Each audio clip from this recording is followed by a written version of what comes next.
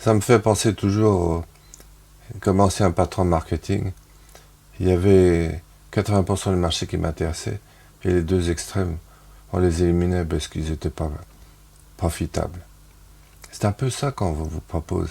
Statistiquement, on enlève en début de vie et en fin de vie tout ce qui fait un peu désordre. Et on garde les 80% sains. Mais en faisant ça, les 80% sains se pourrissent complètement. Parce qu'un jour, on va se dire, tiens, dans les 80% qui restent, il y en a encore 10% qu'il faut éliminer au début et 10% à la fin. Et on termine avec les 250 000 gazés par handicapés physiques et psychiques, gazés par le régime nazi.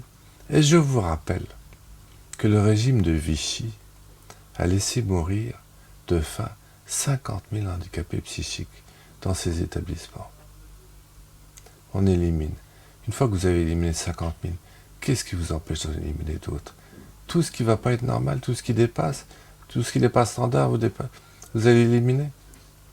Je crois que vous allez dans le mur en faisant ça. Au contraire, quand vous avez gardé les extrêmes, vous vous réconciliez avec la part de fragilité que vous avez en vous-même.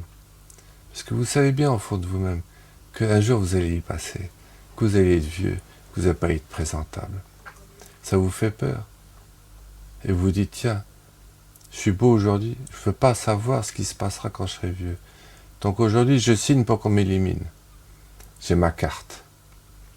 Je fais partie du club des bien-pensants, 92% des Français, qui disent surtout, si je vis et que je ne deviens pas présentable, vous me supprimez. Mais vous avez tort, parce que ça vous empêche de vivre, de me supprimer. Moi, le pas présentable, ou vous, le plus tard, pas présentable. Non, intégrez votre part de fragilité, intégrez votre part de différence, intégrez votre part de pas présentable.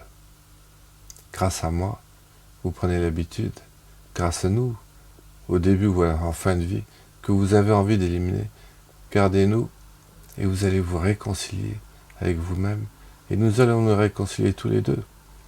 Et en nous réconciliant tous les deux, c'est-à-dire en acceptant nos parts de fragilité, le regard sur le monde change.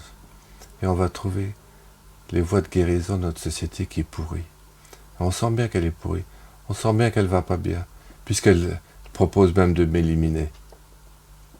Mais elle ne va pas bien pour beaucoup d'autres choses. La crise nous met dans un état de stress considérable. Ben, je vais vous apaiser, je vais vous réconcilier. Mais regardez-moi, venez me toucher, moi, le tétra. Ou le gars qui est très fatigué, qui n'est pas beau, qui n'est pas présentable. Ou le bébé qui n'est pas normal. Acceptez-nous tels que nous sommes, et vous allez être bien avec vous.